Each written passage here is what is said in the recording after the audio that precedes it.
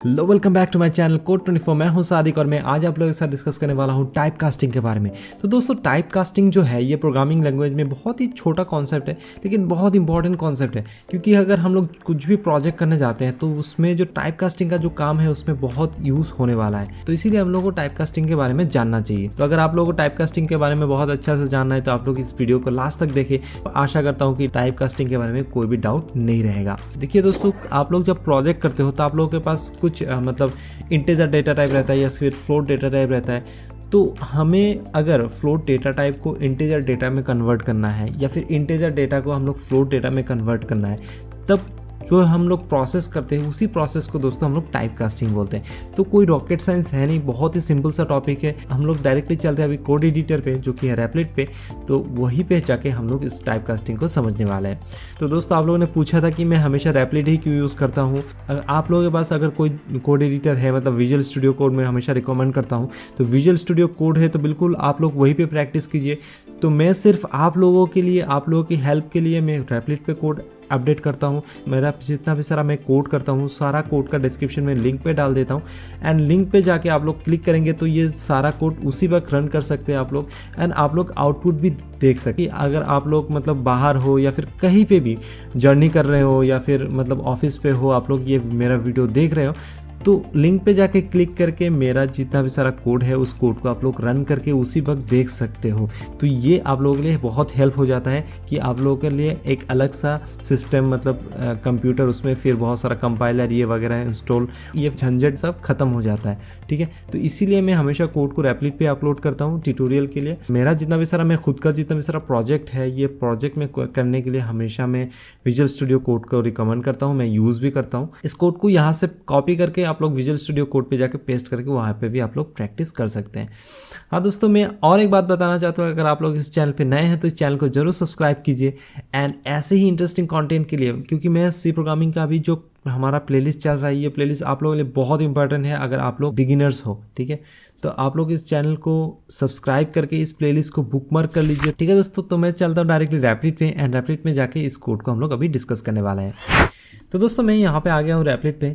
तो जो मैंने ऑलरेडी आप लोगों के लिए मैंने ये टेम्पलेट बना के रखा हुआ है, तो जो हेलो वर्ल्ड वाला है मैं अभी इसको डिलीट कर देता हूँ, एंड ऊपर में एक काम करता हूँ, ऊपर एक इंटीजर डेटा टाइप ले लेता हूँ, इंटीजर ए, इसको इक्वल टू हम लोग ले लेते हैं, फॉर एग्जांपल यहाँ पे मैं 9 ले लेता हूँ। ओके, अभी हम लोग यही डाटा को प्रिंट करने वाले हैं। तो हम लोग अगर प्रिंट करेंगे तो क्या होगा, द वैल्यू इज़, हम लोग अभी क्या लिखेंगे, परसेंटेज डी, उसके बाद फिर हम लोग कॉमा देके किसका वैल्यू प्रिंट करने वाले हैं, ए का।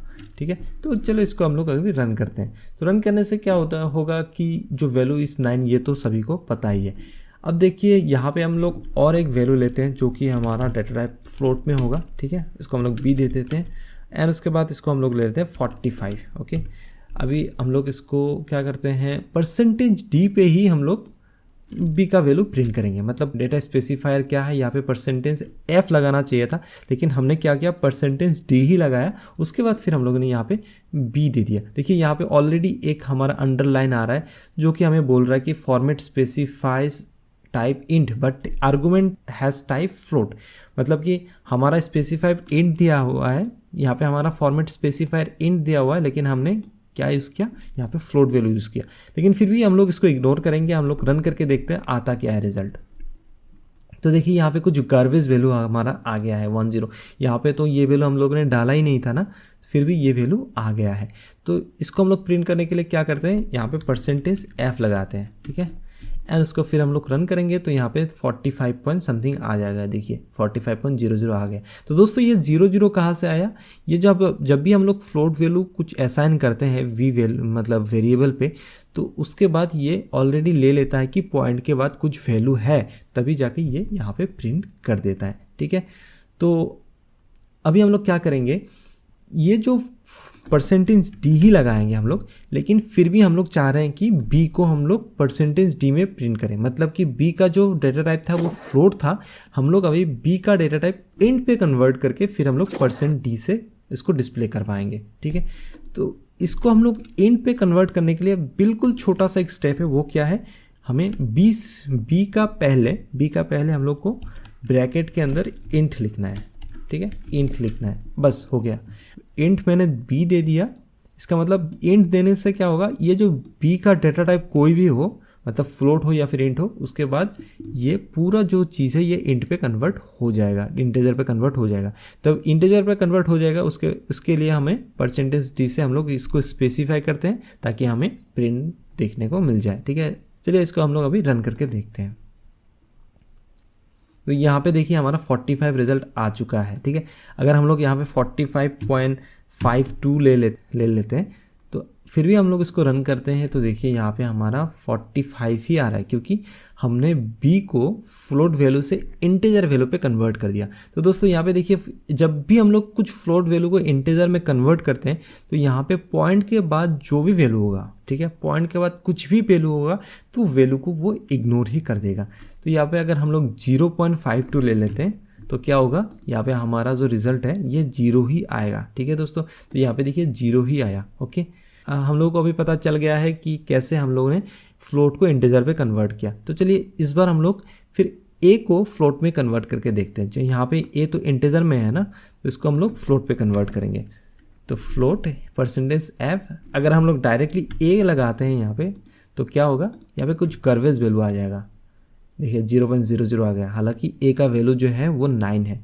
तो यहाँ पे हम लोगों को क्या लगाना है, तो ब्रैकेट देना है, उसके बाद इसके अंदर क्या लिखना है, फ्लोट लिख देना है। हो गया हमारा ये जो इंटीजर वैल्यू का, तो यहाँ पे जो ए इंटीजर था ये फ्लोट पे टाइप कास्टिंग हो गया है। तो इसको अगर हम लोग अभी रन करेंगे तो यहाँ पे क्या आएगा, 9.00।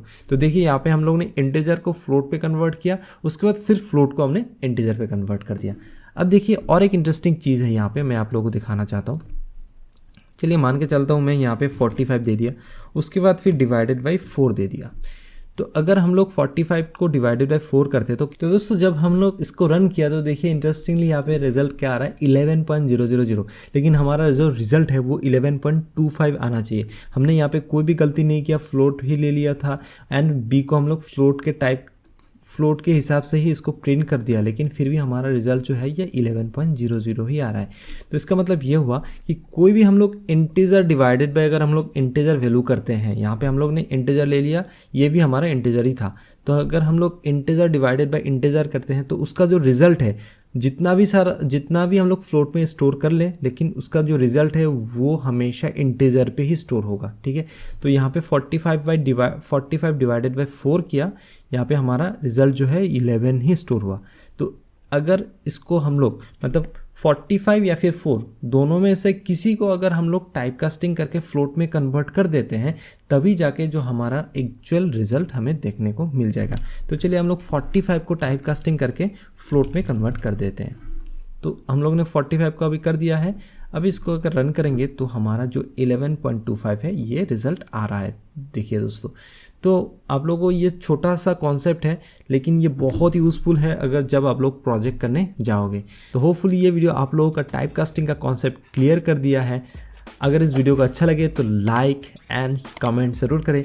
तो आप लोग दोस्तों के साथ भी शेयर करके टाइप कास्टिंग का ज्ञान बांट सकते हैं। तो ऐसे ही आप लोग शेयर करते हैं तो मुझे बहुत मोटिवेशन मिलता है ऐसे कंटेंट बनाने के लिए। तो फिर मिलते हैं अगले वीडियो में। Till then, this is Sadiq signing of.